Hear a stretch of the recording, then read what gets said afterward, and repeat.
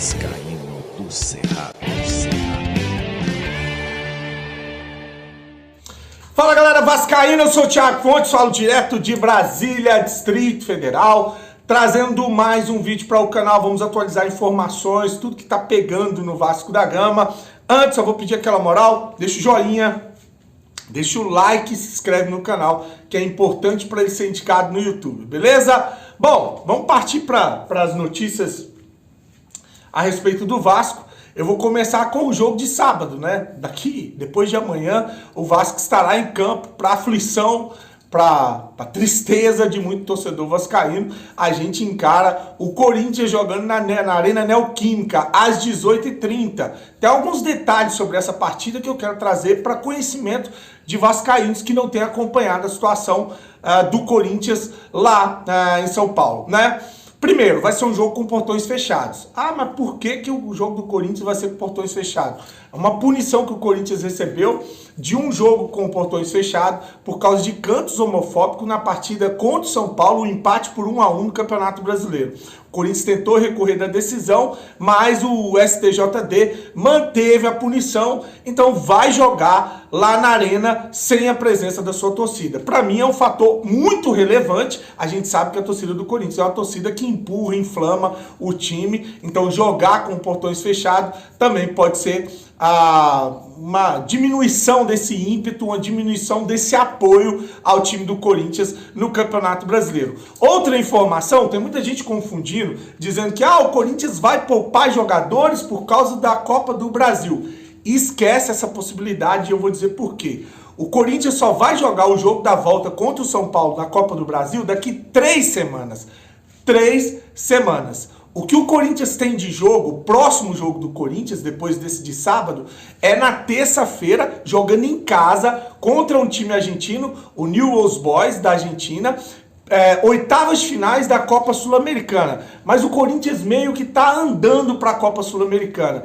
Tanto que colocou vários jogadores do Sub-20, Sub-23 para disputar aí a Copa Sul-Americana, dando preferência, dando ênfase para a Copa do Brasil e agora para o Campeonato Brasileiro. A missão do Corinthians é tirar o time dessa zona de desconforto. O Corinthians está muito próximo do Z4 do Campeonato Brasileiro e isso tem incomodado o Vanderlei Luxemburgo. Então, o Corinthians deve ir sim de força máxima contra o Vasco no sábado. No sábado, Renato Augusto voltou, tá jogando. Uma dúvida é o meia Matias Roja, né, que sentiu uma pancada num treino, acabou que não foi pro jogo contra o São Paulo, chegou a ser relacionado, mas sentiu dores, e ele é dúvida pro jogo contra o Vasco. Raio-X da partida, então tá aí um Corinthians que deve ir sim de força máxima contra o Vasco, um Corinthians que está incomodado com a situação na tabela do Campeonato Brasileiro e um jogo sem torcida lá na Arena Neoquímica, tá? Tudo explicado com relação ao próximo adversário do Vasco. O Vasco buscou alguns pontos jogando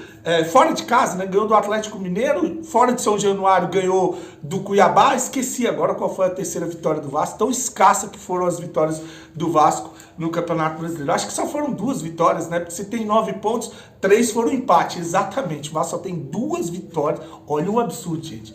O Vasco tem 2 vitórias no Campeonato Brasileiro. Aí tem um empate contra o Fluminense, o empate contra o Palmeiras e o empate contra o Curitiba são os outros 3 pontos que o Vasco tem. O Vasco tem 2, a Vasco SAF em 15 jogos no Campeonato Brasileiro tem apenas 2 vitórias. 2 vitórias. Um escárnio isso, né?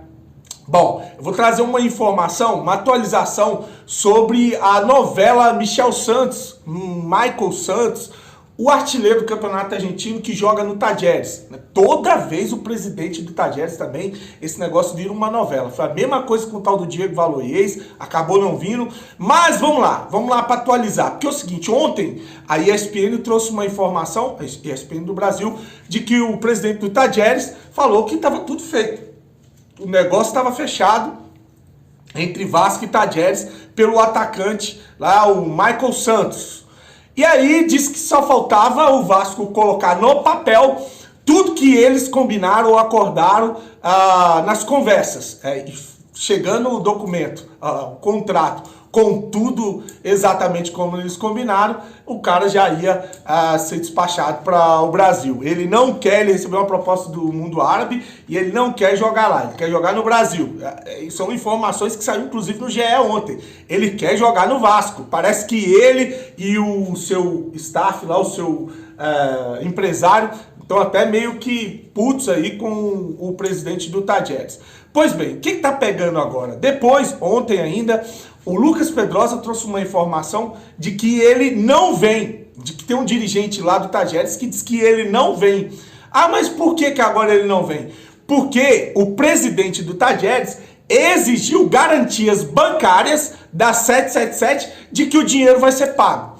E aí, ou a 777 não tem as garantias, ou ela não quer mostrar as garantias e ela não vai apresentar essas garantias para contratar o Michael Santos. Fica claro, esses caras não têm dinheiro.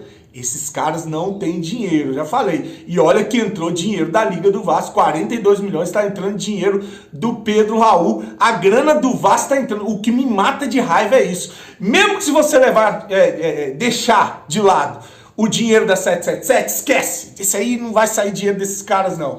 A grana que está entrando no Vasco dava para fazer, sim, 1, 2, 3 contratações de impacto. Mas eles não querem, eu não sei no rabo de quem eles estão enfiando esse dinheiro, mas eles não querem. Né? Então tá aí o presidente do Tajeres, que nessa situação, para mim, é do Valoyes, eu acho que ele falou demais, mas nessa situação eu acho que ele tá certo. Né? Eu tenho uma convicção, na verdade, que ele tá certo. Porque ele vai fazer um negócio com uma empresa que já se mostrou ser caloteira, canalha, cheia de bandido.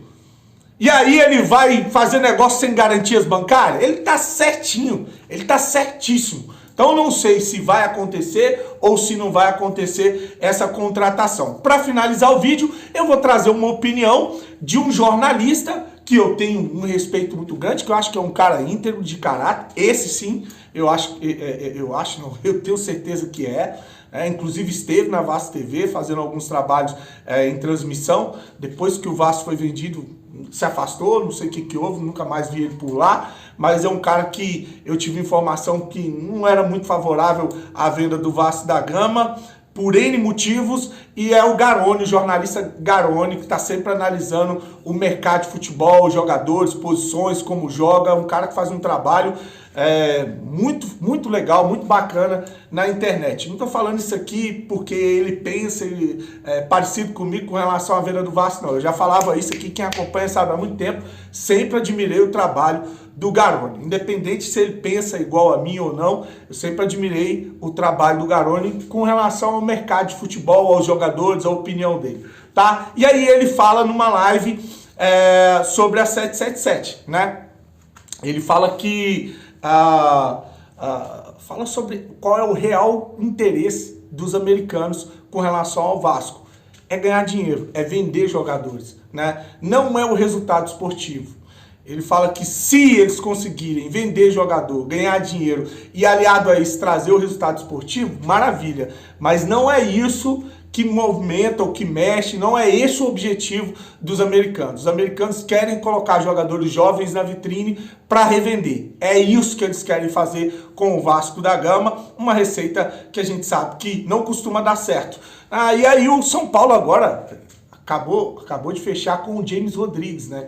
O Matias Rojas, como eu falei, foi para o Corinthians e o James Rodrigues foi para o São Paulo. 2 clubes associativos cheios de problemas e dívidas, trazendo 2 jogadores que viviam na capa dos jornalistas falastrões, como o Fábio Azevedo, né? Vivia na capa de influenciadores, né? Que contam historinhas doces e mentiras que torcedores gostam de ouvir. Tá aí os 2 indo para um associativo e o Vasco contratando Cocão, Carabarral, Paulinho e a porra toda aí de jogadores refugos, aposta, jovens para serem revendidos. E eu vou deixar o áudio do Garone aí para finalizar. Eu acho que é a minha opinião e de vários outros que não foram favoráveis a essa venda, ao que fizeram com o Vasco da Gama. Uma coisa é ter virado SAF. Dava para ter virado SAF, você tinha as contas equalizadas no regime centralizado, você ia parar com os bloqueios judiciais, você ia movimentar o Vasco com a grana do futebol, entrando no futebol. Então dava pra gente ter vendido parte das ações, não o controle, ou se fosse para vender, num caso extremo, para uma empresa como o Grupo City, ou um grupo que realmente é sério e conhece do mercado de futebol, e não esse atropelo, essa canalice que fizeram com o Vasco da Gama. Deixar o Garone aí, desejar para você um dia abençoado, curte o vídeo, se inscreve no canal, deixa um comentário, fique com Deus e saudações vascaínas.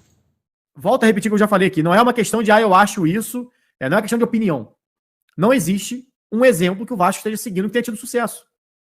Porque você não pode virar assim, tipo, cara, eu vou criar um avião, beleza? Como? Eu vou pegar minha bicicleta, vou botar 2 asinhas de papel e vou acelerar, vou pedalar muito rápido e vai virar um avião. Isso não é uma opinião válida. Se isso não tiver base em alguma coisa, você só é maluco. É mais ou menos o caso do Vasco.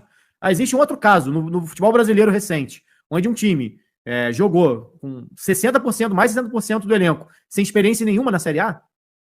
Existe algum outro? Se tiver, me manda. Existe algum outro time onde 10 jogadores ou mais jogadores que atuam numa partida de 16 são sub-23 constantemente, não é casual, não foi um jogo que entrou com reserva, nada disso, existe? E teve sucesso no campeonato, chegou no fim do campeonato, teve uma campanha sólida? Porque eu não lembro, eu não me recordo, de verdade. Porque para você ter isso como ideia, você tem que ter alguma base. Qual é a base disso? Da onde veio essa ideia? Quem deu essa ideia? Por que tem essa ideia? Para mim fica muito claro que a ideia é uma só: vender jogador. Empurrar os moleques, igual o Thales Magno, igual o Paulinho, empurrar essa molecada para jogar, para vender depois. E não importa se o Vasco vai ficar na Série A ou se vai cair. Para os caras é indiferente.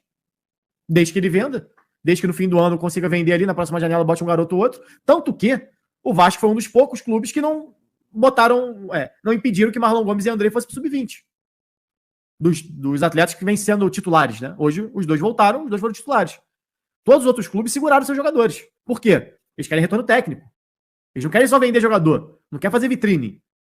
O objetivo final da 777 não é competir, é vender jogador. O objetivo final da 777 não é competir, é vender jogador. Se competir no meio, para eles, tá tudo bem. Se no meio der pra competir, também ótimo. Claro, valoriza inclusive o ativo deles. Agora, se não der, desde que no fim tenham 7 garotos sendo revelados, para ele tá ótimo. Bota no mercado, vende, faz dinheiro, e no fim essa conta vai sair de graça. Esse investimento vai sair do próprio clube, não vai ser deles.